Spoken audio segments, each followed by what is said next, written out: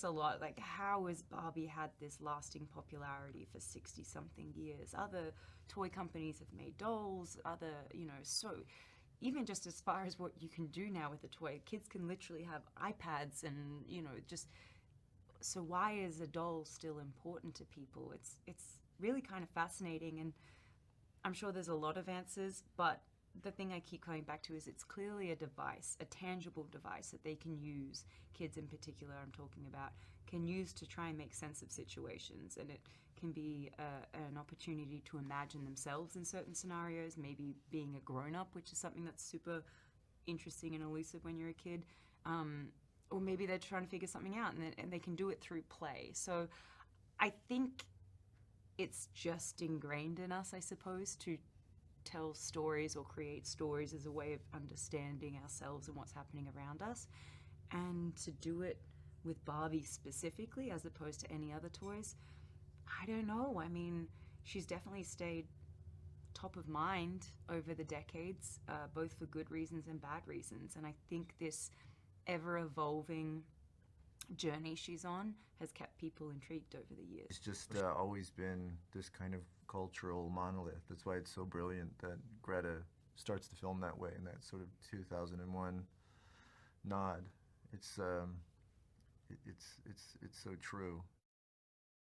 Well, I doubted my Kenergy, to be honest, and but I did not ever for a second doubt Margot or Greta. So, but it was such it's such a special film, and it's so fresh, and yet it feels like so many things I loved growing up, but it also feels like something I've never seen, and I just felt very lucky to be a part of it. Unbelievable. Yeah, it was like, I knew what Toto felt when he walked into the Wizard of Oz. You weren't Dorothy, you were Toto I was in this imagining. Let's be honest. I'm having the Toto experience. and I'm loving it. I love it. I'm yet to find out what's not perfect about Ryan, and I've worked with him now too. And normally you go through this process and you get to know people. What are you even saying right now? And you see them at their, under pressure and under stress, and when they're tired and all those kind of stuff. Sometimes that's when you really get to see another side to a person, and I'm literally yet to see a bad side of Ryan. So I feel validated in believing from the get-go that Ryan is just a perfect human being, and he continues to be. That's a great question. Oh, there's a diploma for that. Yeah. Do you know anyone who does beach? I'd love to talk to them. Yeah, I couldn't find anyone. And when you Google it, just nothing comes up. It's just there's no information on beach. Yeah. And everyone keeps telling him that he's good at it, and that feels great, but he's not sure what he's done.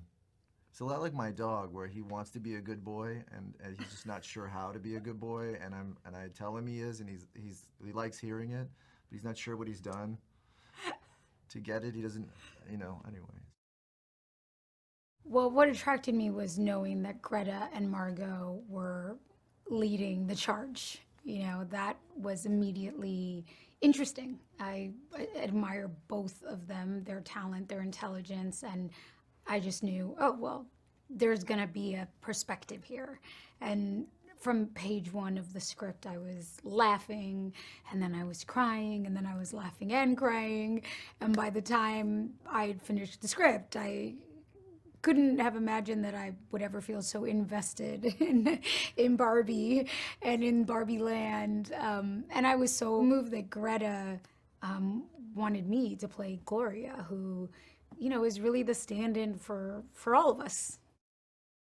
I think that what I love about what this movie is inviting is more celebration and expression of all of the things that we are. Mm-hmm. That Barbie may have started as one thing, she is now so many things, and there are, so many different Barbies. And growing up, I didn't see myself in the narrative of Barbie Land, and now I can. Someone like me growing up can see more reflections and more representations, and it's exciting to get to be a part of that. Gloria works at Mattel, and she meets Barbie in the real world. And Barbie takes Gloria and Sasha, Gloria's teenage daughter, very begrudgingly takes her teenage daughter to Barbie Land, and then adventure ensues. Ariana is so smart and so knows herself, and she is the stand-in for her generation of young women who kind of like question everything, and they don't just take what's told to them and adapt it and shape themselves to it. They question, and they are more awake and alive to what's good for them and what's not good for them. And so she's that like critical voice that we want and that we need and that we should be celebrating. And you know, Sasha and Gloria have this mother-daughter relationship in a very tense moment in their lives where she's individuating and she's a teenager, and there's like something being lost or changed in there, and it's hard and heartbreaking for Gloria. And I felt like I could relate to both of them. I am a mother of two young children, 5 and 3, but you know, I could imagine the pain of a child pulling away. And I really could relate to Sasha too, as a young, you know, strong, thoughtful woman, like really wanting to push back and question, you know, what the value of something really is. It was just magical, truly magical. And again, like, I'm not a Barbie girl, so I didn't expect to like step onto these sets and like feel something, but I just gasped and like also started to cry a little bit because it was so nostalgic for just childhood. It was nostalgic for play, for beauty, for imagination. And it was also just so amazing how beautifully made everything was, from the costumes and the hair and the props and the sets and the what it looked like in the camera, and every single department was just top of class. And I mean, Greta just stacked this movie with artists, and to get to play inside of such a joyful, imaginative vision, but made with the, you know, the highest skill and craftsmanship that you could imagine was really, really magical. I'm happy for my children to play with whatever they gravitate to. You know, like if something is helping them explore and express, I'm open to that. And what I love about getting to be a part of this moment in the legacy of an icon and such a influential and dominant figure in our culture, truly, is that this is a moment that is expanding that world and including more people, and where maybe I didn't grow up seeing myself represented in Barbie world, like that's different now, and that's wonderful. Joy. You know, I hope people experience just like wonder and joy and laughter, and also like some real heartfelt feelings, and that we reconnect to kind of, it's interesting because it's a movie about dolls, but it's really about humanity.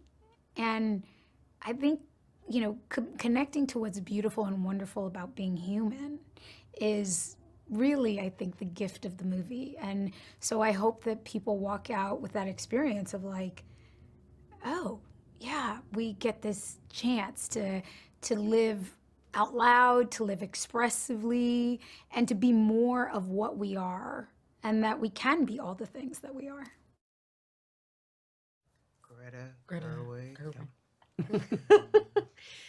Yeah, Greta Gerwig. I mean, yes, like knowing her and knowing the big ideas that are in all of her films, and then reading the script and seeing the big ideas that she put into this one, it was the biggest no-brainer ever. Yeah, I mean, I completely agree. She's absolutely brilliant, and just her lens and the way that she tells stories about women, centering women, I just knew that it would be special. And then, of course, reading the script, it was also laugh out loud funny, you know, and to picture all of the characters, the incredible cast, and the opportunity to work with them just really appealed to me, and it's one of the best sets I've been on. I think Allan's a little confused why he doesn't belong to a little clique, but he's rolling with it. He's just doing the best he can. He's with the hand that he's been dealt. Well, she said the sweetest thing during, I guess, our meeting or interview, where she said, when I imagined the world, I got happy at the thought that you'd be president. And I was like, me, myself, Issa Rae, because that's a terrible world if I'm president. But I was just honored that she thought of me for that. So to be president of Barbie Land felt very special. I don't know how many terms she has. I don't know if she's recently elected. She runs with the enthusiasm and the vigor that this is new for her. And so I admire that and appreciate her. In Joseph Campbell's hero's journey, there comes a moment when the protagonist is guided by a character, an archetype called the crone, who gives them critical information before they launch onto their journey. And Weird Barbie is that archetype, only dressed up in a little bit of a interesting costume. Not quite a crone outfit, but you know, it's that figure who's like in the mountain crag above the society, looking down and sort of knows the deal, which is what I'd like to be in real life, but I'm not. No one's coming to me before going on a journey. I will now. Culture shock. Yeah. I think we end up eating banh mi and just saying whatever. Ooh. We're just hungry, I think. Yeah, I think there's an excellent ice cream shop that I know that President Barbie would find herself there and just gorge. There's an egg slut Uh-huh. in Venice. High heel. I'm sorry. I just Birkenstock just isn't for me. You're not feeling it. No, it's not for me. Yeah. Yeah, I'm gonna rough it out with a high heel. I like height, you know? Yeah, it is nice when you feel Yeah, taller I than do. normal. I do. These shoes give me like a little inch of extra height. And Yeah, and it feels helps with great. my posture. Yeah. Otherwise, I'm just like, well, I'm like this right now. But generally, when I'm standing on a heel, it gets me right. I would go with I do own several pairs of Birkenstocks, so I'll endorse them here since I'm an actual customer. I definitely don't find high heels comfortable, but I have to say I don't necessarily find Birkenstocks. You don't love a Birk? Oh, sorry. You know, they have several well, designs. they kind of slip off. I have They have weird several shaped SKUs. feet. I have big feet, and I don't want any more attention drawn to them, and I think a high heel distracts that. Huh. Walking onto that set for the first time, honestly, it was just a magical experience. It just you felt transported to Barbie Land, and it helped you to get into character. I felt like a doll, you know, on set, and then seeing everyone in costume for the first time was just like, wow, we're Barbies. Yeah. Whenever there were big group scenes, we had one together, and we had one. And there were just several where, it was always kind of a different configuration of who was around, but the energy was always just so great. It was just, everybody was, there was a feeling that we were part of something great and very unusual, a once-in-a-lifetime kind of spectacle. And so it was a very contagious, good feeling between everybody. Yes. Right? Correct. No, like all the seeing, I guess, for me, like, talking to our costume designer and hair and makeup designers and seeing their art walking around. I mean, it was like being in the most fun museum exhibit ever. I do think, and I have pitched, that all of the sets and costumes should be made into a permanent museum. Yep. Right. I think they'd make a killing, and I think people should have the opportunity to walk into Barbie Land and experience the color and the joy for themselves. It's a no-brainer. Noah and I making Barbie was what was extremely unlikely for Noah. He did not even really know he was making it. I signed him up for it, and then he at some point said, "Are we writing a Barbie movie? What are you? Did you? Why?" And I said, "Well, I love Margot, and I have a feeling about this, and you know, it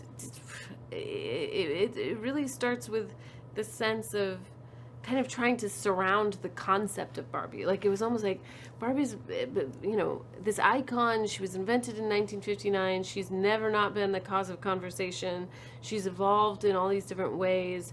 Like, how do we surround this somehow?" And I have an experience of it from when I was a little girl, but also now I'm a grown woman. So it just sort of looking at it from all these vantage points. And I think one thing that was key for us was not shying away from what made it impossible and controversial and all these different things, but sort of running towards it and letting that kind of set us on our path of finding the movie. When we had the script written, I loved the script so much that we'd written, and I thought two things. I was like, no one else is allowed to direct this, so I hope they'll let me. And the second thought I had was, they'll never let us make this. They'll never let us make this movie. But those were the two thoughts. Margot is, as she calls herself, stereotypical Barbie, but she really, what I loved about Margot was when I first got to know her several years ago now, I was just so impressed by her as a producer. She's so smart, she's so thoughtful, she's so engaged, she's just, you know, she's really doing it in every way that you can do it. I mean, I think the first time we talked about her producing, it was about 10 minutes in, and she was talking about like the hot costs of the day and where to park transpo. And I was like, you're really in the weeds in a great way. So she was someone who from the beginning really led the charge and said, like, I want to do it with her. I want to do it this way. This is the script I want to do. She really protected the movie from the very beginning. And obviously she's the star and she's incredible in it, but she's also, you know, there from the very beginning. Ryan was always the one. He was always the one. He was written into the script. It was gonna be Ryan or nobody. It was, I mean, I wanted Ryan completely, and I did not know Ryan. I did not know that he would do this. And Margot and I, like, wrote him letters and sets, like, we just waited. We were like, it's gonna be Ryan. And it was just, you know, I can't tell you how grateful I am he came to do this, because it was, it really was, it was the thing that inspired me the most when we were writing. I was like, well, if it's Ryan saying this with Margot, that's going to be terrific. And then everyone, you know, came on board one by one, and just, it was the most extraordinary group of people. Everyone who's in this movie, all the Barbies and Kens, from, you know, Issa Rae to Kate McKinnon to Kingsley Ben-Adir to Simu Liu to Ncuti Gatwa to Scott Evans. It was just every single person was like, you know, incredible. Alexandra Shipp, Emma Mackey, Sharon Rooney, Anna Cruz. They were all just amazing. Like, everybody, every single person added so much to what this experience was. And then we had people like Will Ferrell came to play, and Jamie Demetriou, who's a brilliant comic, and, you know, it was just a one by one, and even Helen Mirren coming to do the voiceover. Really, everyone was just so beyond my wildest dreams for this movie. And then, yeah, America, Ferrera, like, God, I just, the more I always, it's such an embarrassment of riches. I just wanted it all to be tactile and heightened and beautiful and delightful, from like the place inside you that's a kid that would be delighted. I think it came to me in a dream, and I many times in production thought, I don't know, this is maybe too insane, but I just I told Rodrigo Prieto, the cinematographer, and Sarah Greenwood, who did the production design, like, I'm only going to do this if we can really do it, if it's really beautiful, and if it's really, you know, has a lot of integrity, because I don't want to just be making a joke. I want to actually do it. And they really built the most gorgeous set, and we really had Stanley Kubrick's plates that he shot, and we really did, you know, shot for shot matching kind of the doll going up and the bone going up. The whole thing was pretty amazing. I hope that they laughed so hard that their stomachs hurt, and then I hope they find themselves tearing up and choked up by the end, and then I hope they leave the theater feeling that they are worthy and that they're good enough and that they're one of one, limited edition, and that they're so special in themselves.